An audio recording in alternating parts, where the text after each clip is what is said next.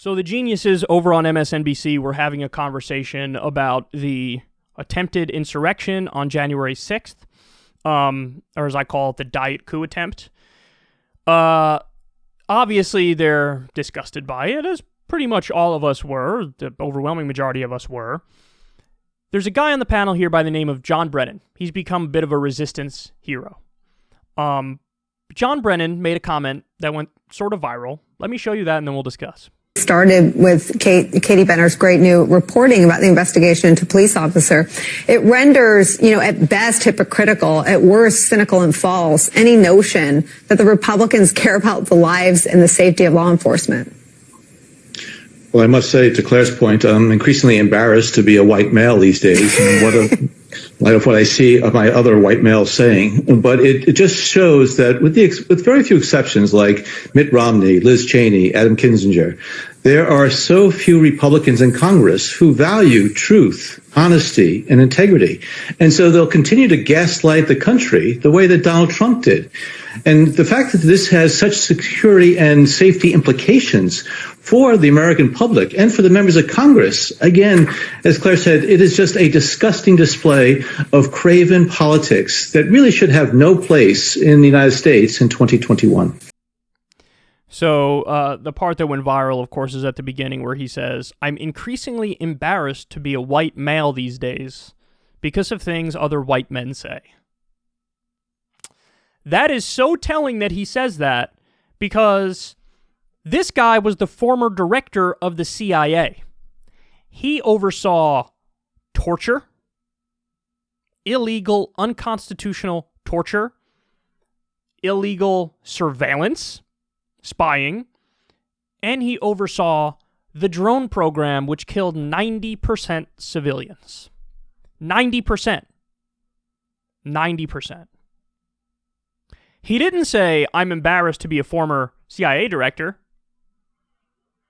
I'm embarrassed for the tremendous amount of pain and suffering I inflicted on innocent civilians." He didn't say that. "I feel embarrassed for violating people's civil liberties, spying on them, illegally and unconstitutionally." He didn't say that. "I feel terrible about the torture that we did. It's supposed to be off the table in a civilized society. I feel terrible about that. It was savage. It was barbaric. I feel terrible." He didn't say that. He said, "I'm increasingly embarrassed to be a white male these days because of things other white men say." Why are you responsible for things other white men say?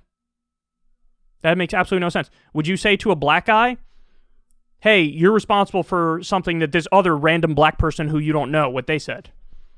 I'm lumping you together because you have black skin"? That would be, what's the word I'm looking for here? Racist. That'd be a racist thing to say. That'd be incredibly racist. Lumping people together solely on the basis of the color of their skin. You wouldn't do that. You wouldn't be allowed to do that, rightfully so, with any other group of people. Why would you do that? Why do you think that's okay? Why do you think this sectarian thinking is reasonable? But he does it for white men. So self-flagellating white guilt. That's what this is. And again, the former director of the CIA, he was involved in torture, surveillance, and the drone program, which killed 90% civilians.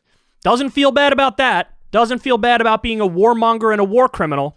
Didn't mention that at all, but he feels bad. I'm increasingly embarrassed to be a white male because other white males have said things that are wrong or whatever, or are conservative politically. Listen, I would much rather be somebody with terrible political opinions than be an actual war criminal, which is what John Brennan is.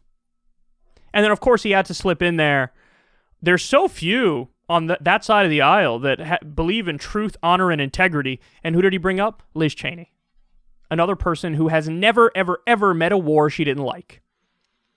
So he's not embarrassed to be a warmonger. He's not embarrassed to be a torturer. He's not embarrassed for the illegal spying. He's not embarrassed for the drone program. Not embarrassed for any of it. He is embarrassed to be a white male. So anyway, you can see what is fashionable among liberal elites.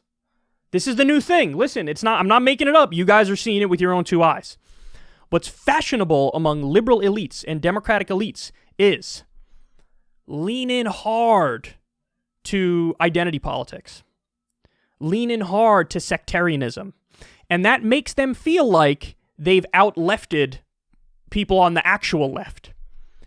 Hey, listen, I'm a neoliberal, asshole, corporatist warmonger, and I'm in favor of the status quo. I'm in favor of business as usual, but I say white people suck, and I don't hate gay people, so I'm to the left of you.